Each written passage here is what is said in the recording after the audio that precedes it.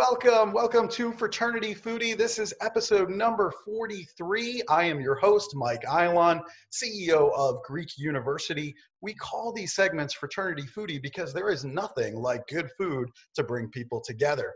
Today, we are going to be talking about how social media will shape how we remember COVID-19 in years to come. We have another special treat guest for you today, somebody who is an expert in speech communications. His name is Dr. Becker. He is a Sigma Pi fraternity alumnus from Fitchburg State University in Massachusetts, and he's also the president of the Speech Improvement Company. Welcome to the show, Ethan. Thank you. It's great to be here. It's great to have you. I've been thinking about this interview for years. I am so happy to get you on the show. I feel so blessed that you're with us today. Glad to be here. It's good. It's about time. We finally made it happen. It is. I agree completely. So let's talk a little bit to our audience about some of your background. You chose Fitchburg State University for your undergraduate experience. What was the draw to Fitchburg?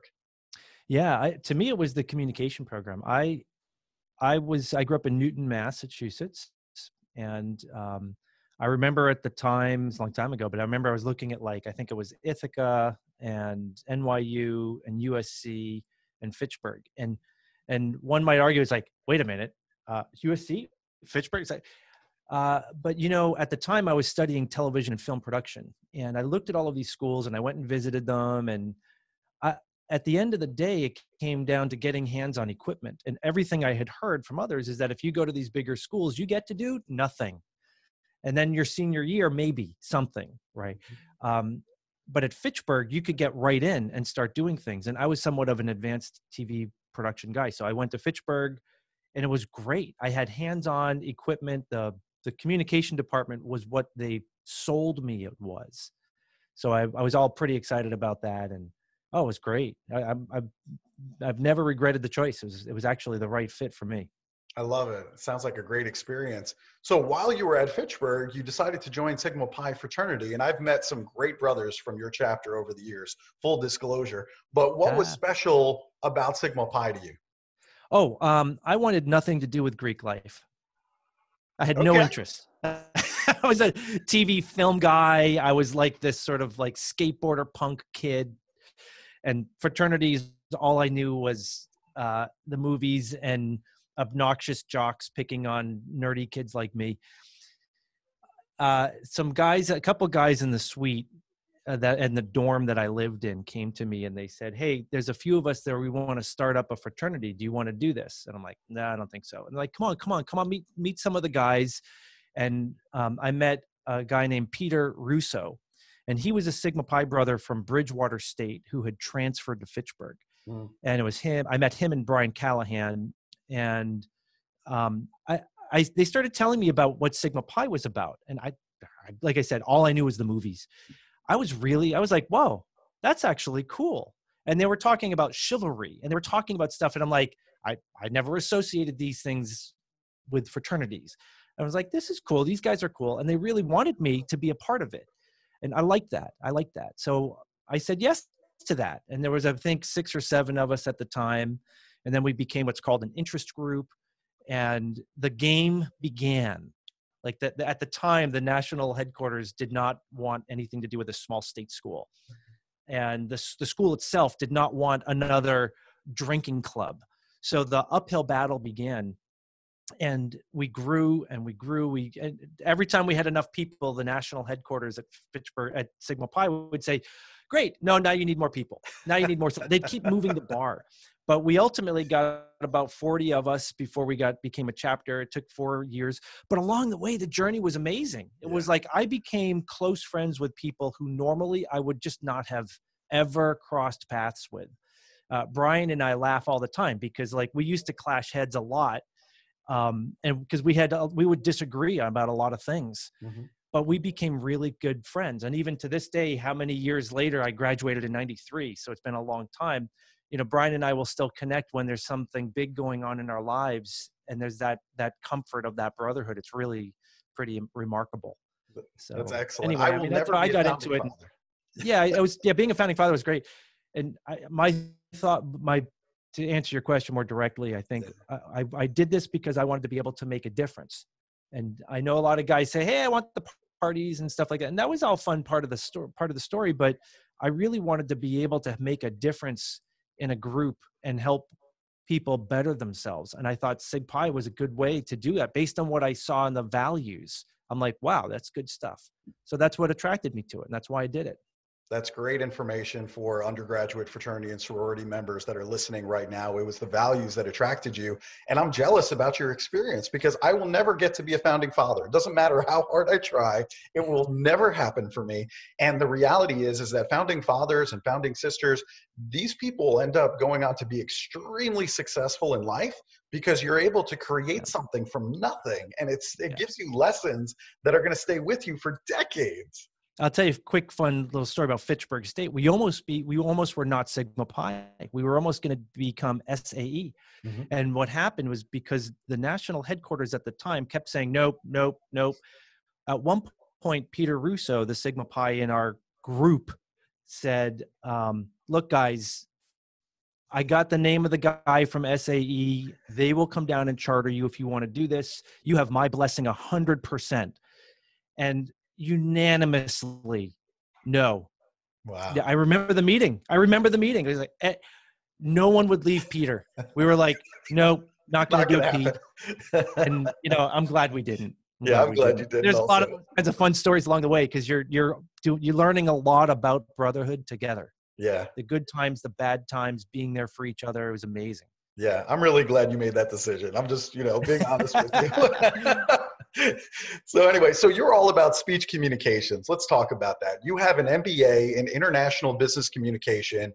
You have a PhD in psychology as it relates to speech communication. And you've been the president of the Speech Improvement Company since 2001. You have huge clients ranging from Harvard University to my favorite football team, the New York Giants.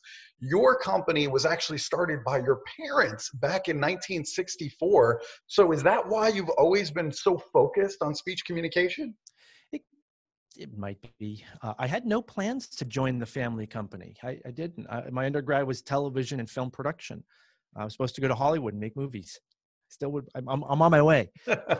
No, but I came into the family. Out of college, I worked in a TV film production studio, just a small little shop. Really enjoyed that, and then moved into a business environment.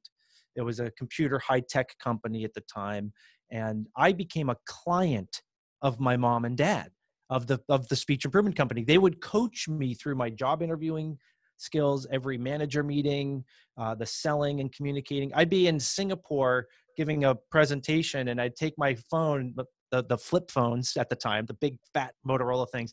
I'd put it on the table and I'd say, all right, Dad. And then at the end, $2,000 of a phone bill later, he would give me feedback on how I did in my seminar. But I came in as a grown-up, probably, it was in 2001. So it was, I don't know, maybe how many years that. In 2001, I came in as a grown-up and I fell in love with the work. I remember my first time at Harvard University watching my father, and all these CEOs around the world came to see him speak. And I was just in awe. I'm like, first of all, how many guys get to see their dad like at work as a grown-up? I'm like, this is so amazing. But yeah, and it was a shock. It was a culture shock. I mean, I had come from a high-tech company during the 90s, booming time for software hardware companies. So we had a lot of funding to do things. So we'd go to Vegas and these big $1 million trade show budgets and limousines and fancy stuff. I got into the family business and I say to my mom, I'm like, so what's the marketing budget? And she says, what's a marketing budget? Do you want me to make you a sandwich? I've got peanut butter. I'm like, oh, no. I'm done. There goes my career. But you know what? It was the best ever. I mean, at this point in time, I'm now, best-selling author. I travel the globe. I mean, my career is established. I fell in love with it. My wife and I took ownership of the company after my mom passed away. That was that was in 2012 or 2014. Right around that time frame is when all the transitions happened. And now this is what we do.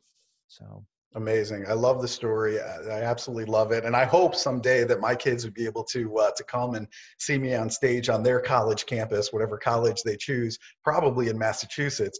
But yeah, that's going to be an awesome moment for me, and I'm sure for my kids as well.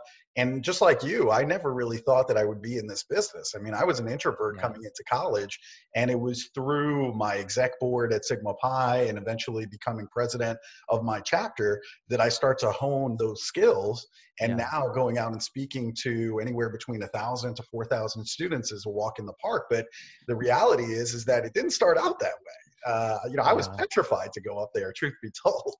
I gotta say that Sigma Pi, I mean, yes, I had an advantage because I had two parents that were both PhD speech coaches. Right. But what Sigma Pi did for me was, as I became a young adult, still a kid, right? But 18 years, whatever. Sigma Pi taught me things that the school couldn't, like how to behave in a meeting. And I remember, I'll never forget this. About 4 years after my undergraduate graduation, I'm in this high tech company that I mentioned. At the time, we had pulled in other brothers. There was about 8 or 9 of us from Fitchburg at this company, and there was a company-wide meeting, about 400 people or so in the little area there, and the only people asking questions were Sigma Pi's. And it was so fun. We didn't plan it. We all do different jobs, right? But at the end of the meeting, I looked around and I'm like, the only people, when the CEO is, are there questions? The only people who were speaking and I don't mean being problems, just participating, were guys who were used to being in meetings every week and feeling comfortable, just speaking their mind in a professional way, agreeing to disagree, it was amazing. And that, Yeah. and I use it today, even when some of the clients I work with are very high profile, and they appreciate what we do is very personal. You're helping people learn how to talk effectively, present effectively. It can be very personal, and they appreciate our ability to just be honest and direct with them about things. And a lot of that comes from what we learned in Sigma Pi, to be honest. I mean, it's I appreciate pretty that cool. story. There's a lot of people out there that agree with you, so I appreciate the story, certainly. I want to talk a little bit about social media right now, because I think that it has profoundly changed the way that we view things like a pandemic, which is what the world is faced with today in terms of COVID-19. We are spending significantly more time reading news content online right now. News is flowing so fast on social media and on our devices, much quicker than the virus itself. And as a comparison with the Spanish flu of 1918, for example, information back then was being censored, and there was really no mechanism to share information quickly. So how does that impact how we will remember COVID-19 in future years, now that we have social media and information is being shared like that?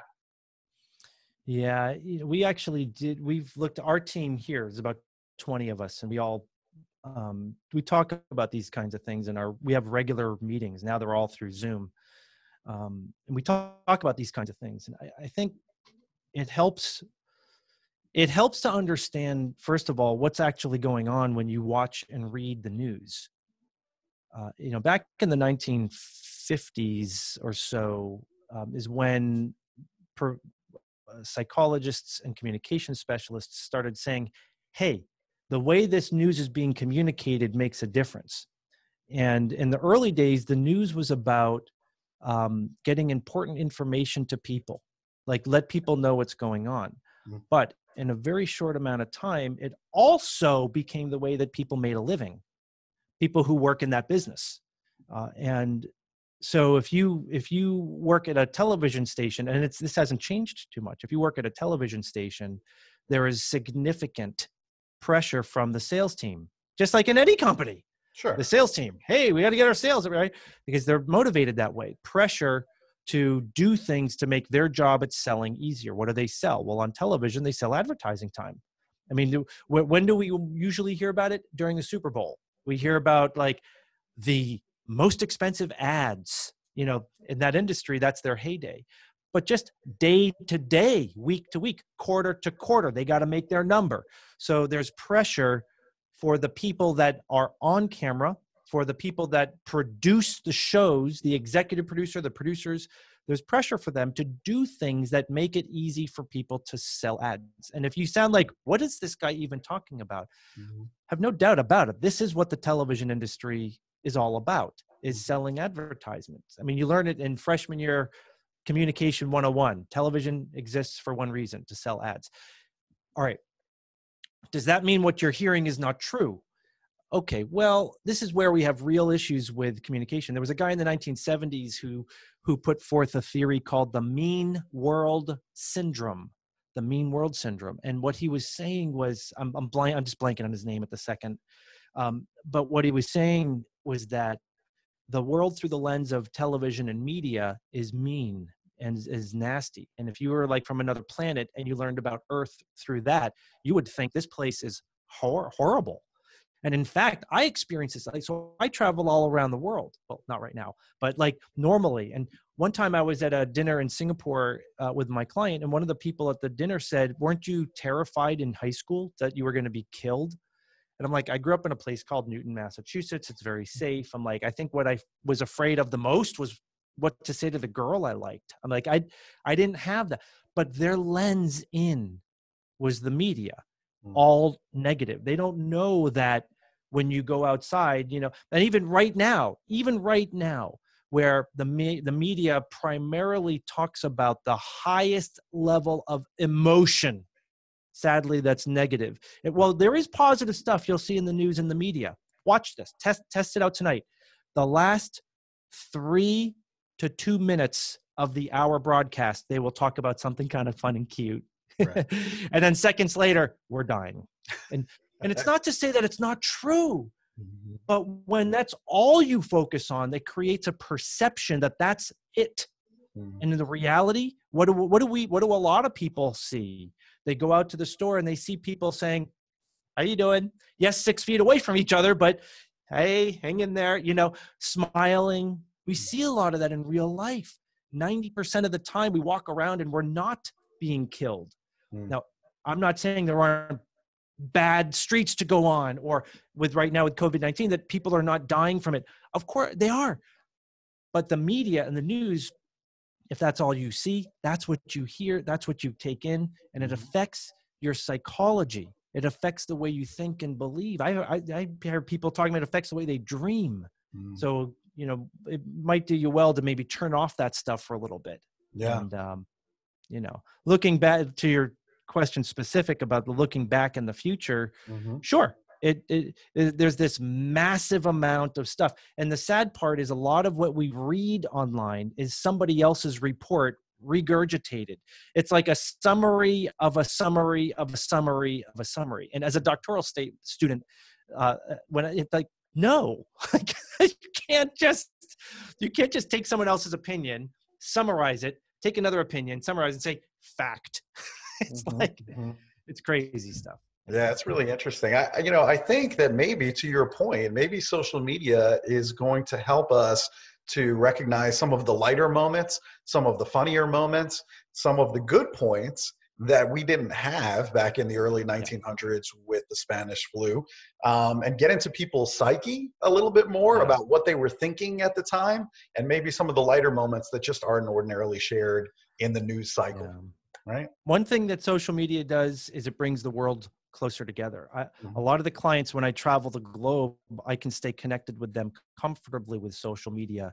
And it's been amazing to hear that, for example, the cognitive dissonance that people experience here in, let's say, Massachusetts, a business professional trying to be on at work. I'm trying to present a professional image. I have the stress of my kids screaming next door in the other room, and I want to go deal with it, but I can't. And I don't want to share that part of my life with my colleagues, but I don't have a choice, right? That stress that we feel is the same stress that when I talk with somebody in Malaysia is feeling. And having that ability to have that comfortable dialogue without having to travel the globe is amazing. Social media helps. Well, I mean, social media, I'm doing that because we're doing it with remote meetings, but social media helps us stay connected with folks. But I think you just, as with anything, it's garbage in, garbage out. You've got to pay attention to what kind of social media you're allowing in. Yeah. Let's talk about that a little bit more because there's a downside to social media, which is I see a lot of misinformation sometimes being shared on social media. So isn't that the ugly side of social media, that some of it Yeah. could be false, some of it Hmm. could be misleading? And I guess the follow-up question is, should organizations like Facebook be censoring false or misleading communication? Well, I think that the answer is there is misleading stuff. It's ridiculous. I mean, what happens is, we think about it. We sit at our computer, we hear or see a story, and we're emotionally moved by it. Why? Well, because somebody got paid a lot of money to write something that will emotionally move me. Mhm. Um, and I'm like, oh my goodness. And then I repost it.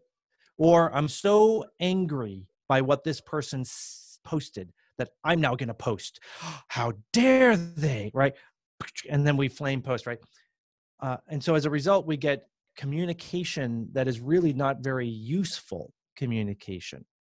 Uh, if you were to take those same people who are sort of arguing, or whether the person who write the article, those who read it and get upset, and all of that stuff, put them in a room together with a skilled facilitator, you'd probably come up with fantastic dialogue. Really, this is what companies do. Mhm. Businesses are not. You have social media, which is sort of this artificial and world of like just snapping at each other and stuff like that. And then you have in a business environment where people can learn to agree to disagree. That's often with the fraternity world. I've often tried to say, listen, fellas, please try to treat your virtual environment the way you would at a meeting. I Yeah. mean, and when we were in undergrads, we had the way we behaved at meetings and the way we behaved hanging at the house. And what I meant by that is, at the house, you're just hanging out. Guys are just kind of rambling back and forth about stuff. But in a Mhm. meeting, we were more structured. As we became more online, the meeting stuff didn't stick. And there was no sergeant at arms to sort of enforce structure of a meeting. And it's Mhm. not about, I censor your idea. It's about, listen, Robert's Rules of Order is about, how do a whole bunch of human beings talk without chaos? Right. How can we have some order in our dialogue? Social media removes a lot of that. Yeah. And is it Facebook's job? I don't know. I mean, they make the product, but to be honest, they're way more interested in just sales and advertising. Clearly. I mean, I don't think there's any evidence to suggest. We see sort of every so often the occasional PR thing that says, well, Facebook is doing something good. Wonderful. I don't want to diminish that. But look, if they wanted to make it easier, simple, turn off all the ads and Then they're out of uh, business, right? not complicated. You know, one of the best website stories in the world, Craigslist. It really is. Well, right now it's not. Right now it's not the best anymore, but I don't know. Keep it simple is my thing. Yeah, I appreciate you sharing your thoughts there. And certainly, I hope even our own brothers, when we disagree, we hope that they can keep it civil because it's so important. I mean, sure, we're all going to have different opinions, but we got to be civil. We can't be calling each other names. And I understand we're all under a lot of pressure right now. We might be in confined spaces. We might be spending inordinate amount of Yeah. time with people that ordinarily we wouldn't. But Well, let's try to be see, civil. email and posts, when something is in writing, it has an emotional effect on us that can be really significant. And in the communication model of sender receiver, I send you a message, I get feedback. I'm not getting feedback when I'm writing this email, so my mind goes over the top with, oh, I'm going to write this, and you know.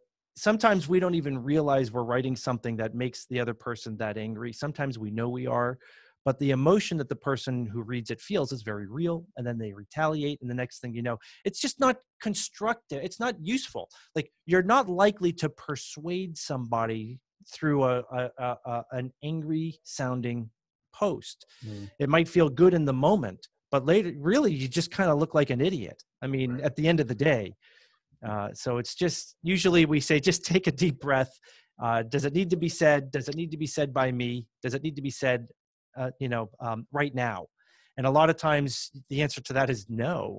So take Yeah, a breath, or that's just great call the advice. person.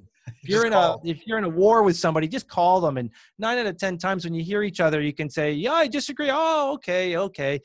And it's fine. Yeah. But on social media, we don't see that, Yeah, that's great advice. fortunately. Now, I'm seeing something happen really interesting, and I wanted to get your feedback on it. Brands are changing their messaging right now during COVID-19. I see breweries are making hand sanitizer and then advertising the hand sanitizer now, or brands are changing their actual logos, wow, to reinforce the message of social distancing.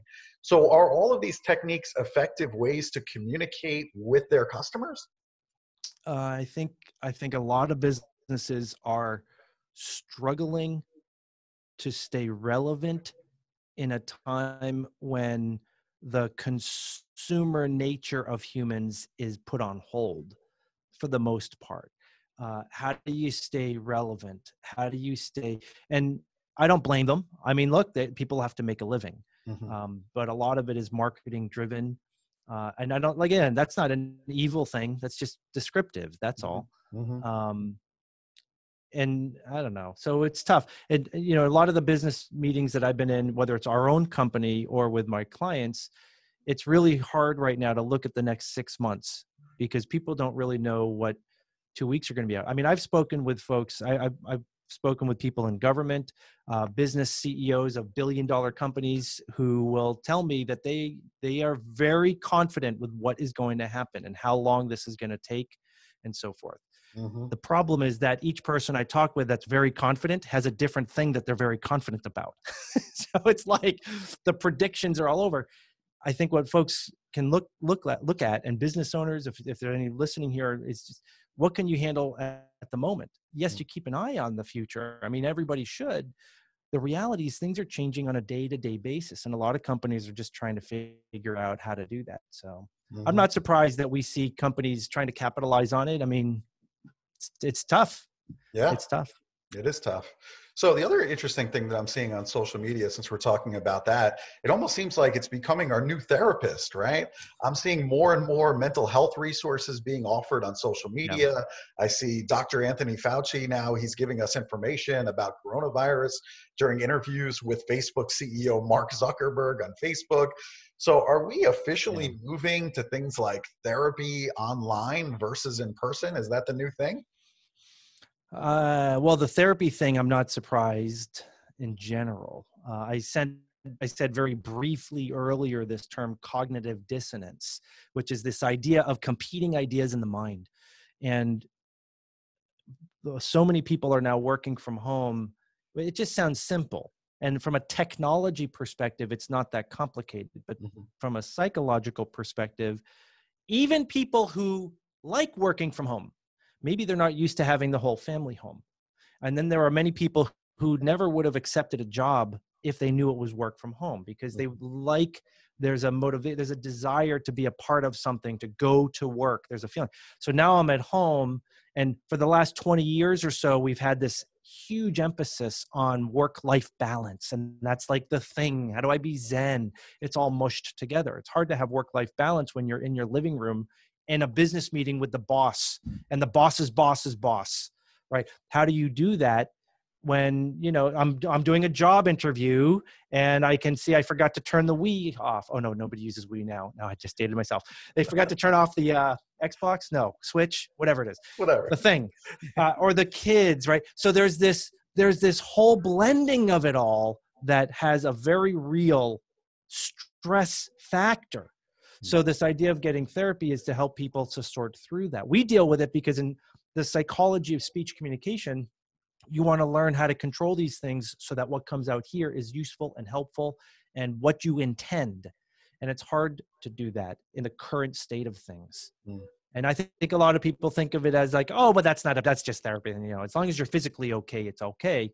Well, I mean, there are a lot of folks out there that would say that the psychological component is just as important, Mm.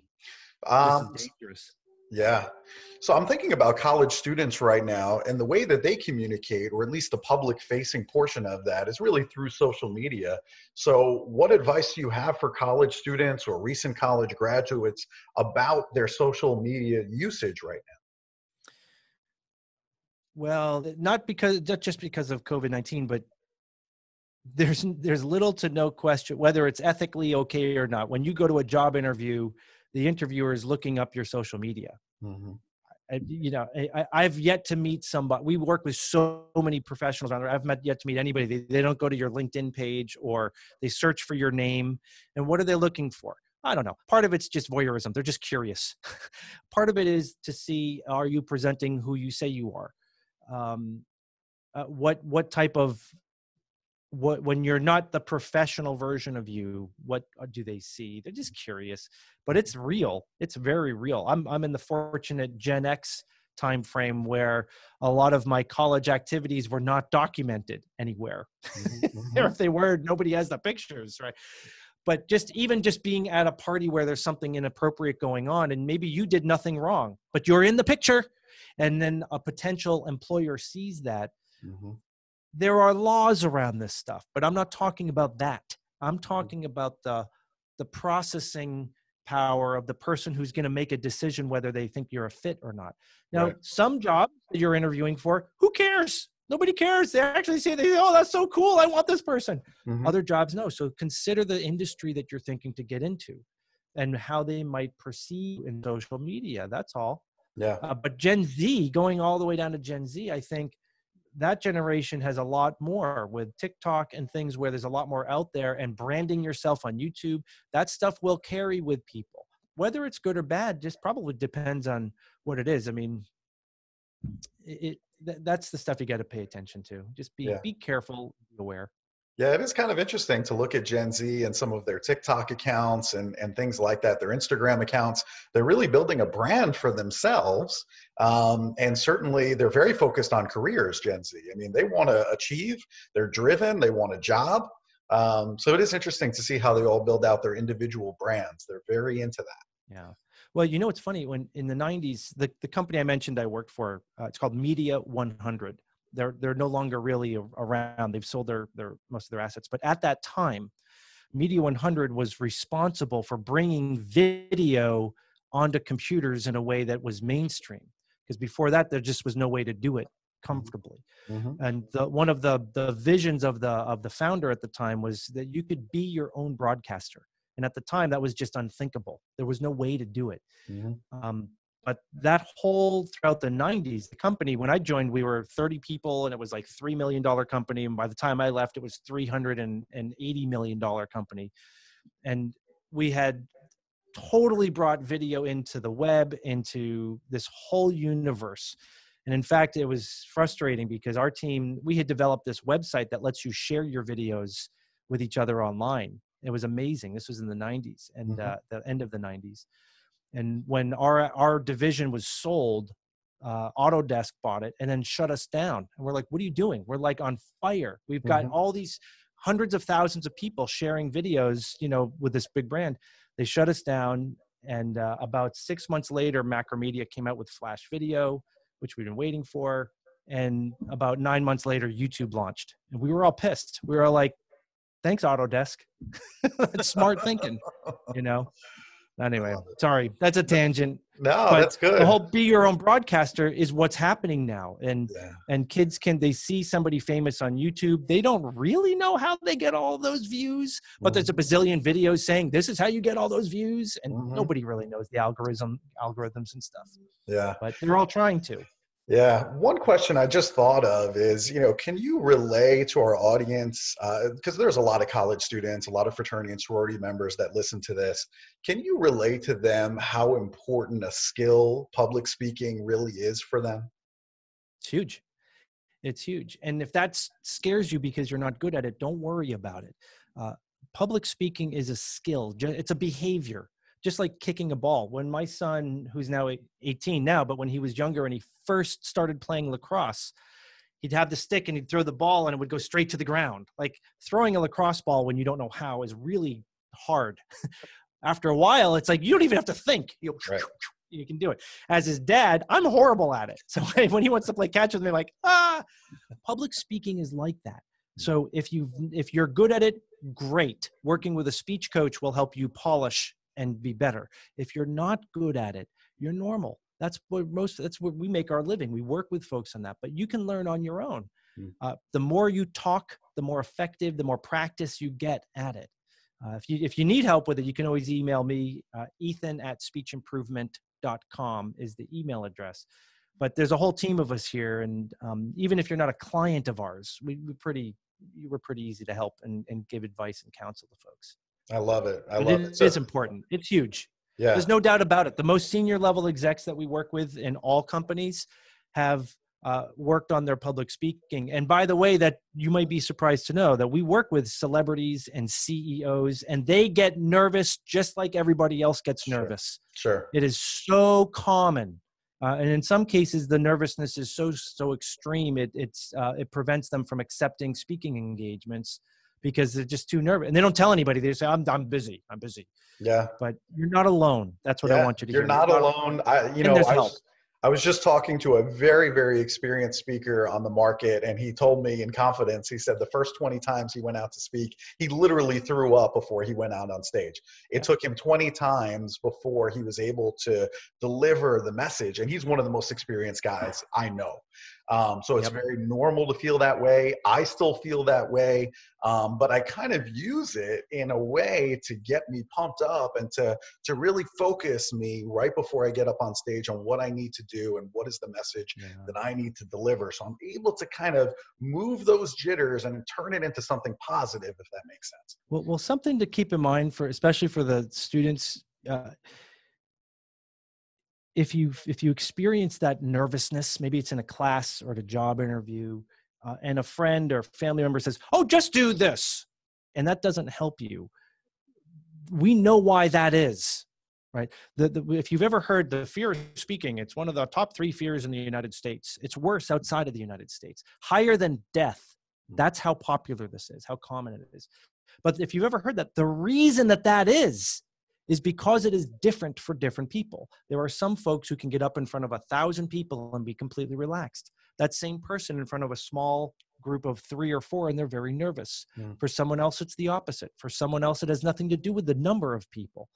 So if your friend says, just picture them in their underwear or take a deep breath, and that doesn't help you, fine, there could be something else. We've studied this extensively over the years. We probably deal with it every single day. And it is something that you can absolutely learn to control. In many cases, it can go away completely. In other cases, you learn to control it. Sometimes just by the way you think about it, and sometimes you need to learn a few techniques and skill in what you are doing and have confidence that the approach you are taking at that particular kind of a meeting is going to work. And if you need help with that stuff, let us know. This is what we do. So. But knowing that most of our work is in the business world, and you may have students calling us and you're worried about like money and stuff like that, just reach out anyway. I mean, if we can't help you, we're going to send you in a direction that's going to get you help. I mean, all of the coaches here, when we bring people on, we want to make a living. This is our living, but it comes secondary to helping people. And that's why I got into Sigma Pi. It's what I like about what we do as speech coaches. We get to help people for a living is what I get to do. So, But if you're stuck and you're freaking out, shoot me a note, find me on LinkedIn. We'll take care of you in some form. Yeah, I feel the same way. I mean, even if I can't help because of a budget issue, there's other ways that I can help. There's tons of solutions out there. There's tons of videos that we've created. There's a ton of resources. So just reach out if you need help. That's the big thing. A lot of people don't make that phone call when we can really help them, and we'll find a way to do it because we care, right? And there's nothing like that feeling of knowing you've nailed it, like at a meeting that you know you are effective. Now, we don't have to like blow them away, right? That's sort of like, you don't have to be a TED Talk. So I'm not a big fan of TED Talks. They're okay. I'm not like anti-TED. It's just, the thing is, a lot of clients, they see these TED Talks like, well, I have to be like a TED speaker and I have to start out like, imagine this. It's like they go into some story. It's like, listen, at a business meeting, some of that stuff just is bogus and doesn't work. So, but it can create anxiety. Don't worry about that stuff. When you know you were effective at a job interview, you know you were effective at your company meeting, even when the boss's boss is there, it feels fantastic. And it doesn't mean you were perfect, but when you know you were effective, that's what we shoot for. And there's help for that if you need it. I love it. So we love great food here at Fraternity Foodie. So at some point, this country is going to open back up. Restaurants are going to be back. So let's assume we're going to meet up for dinner in Boston. Where are we going to get a great meal in Boston? Well, Boy, there's so many good restaurants. I will pick one Yes. that I like to go to when I can go anywhere. Oh, there's a great one in a place called Sudbury. It's called Okay. Bahasa. And it's really, really good food. They have an amazing grilled shrimp and rice dish that is like one of my favorites.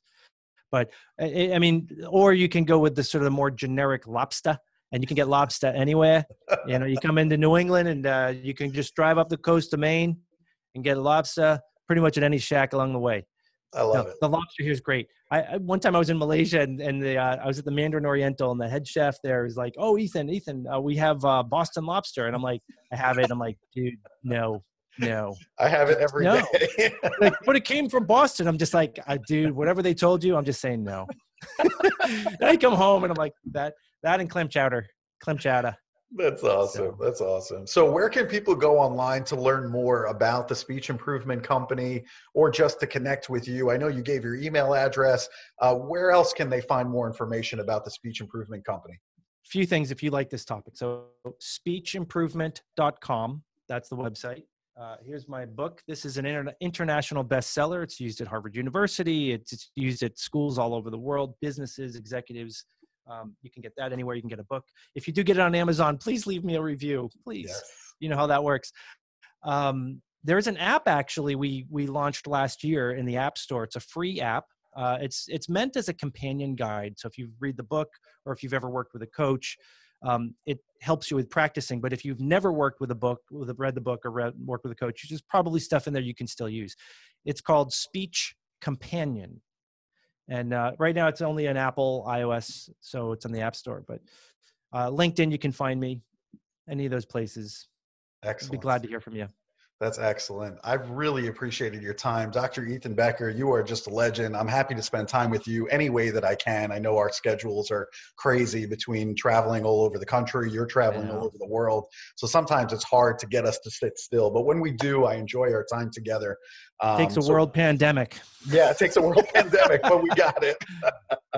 I really Good stuff, appreciate the man. time. Thank you so much, Dr. Becker, for being with us today. And thank you to our audience. Thank you for listening. If you enjoyed this interview, please share it on social media, wherever you're at, LinkedIn, Facebook, Twitter, whatever. Please share it with other people that might enjoy it. And we'll see you on the next episode of Fraternity Foodie. Thanks for listening. Bye for now.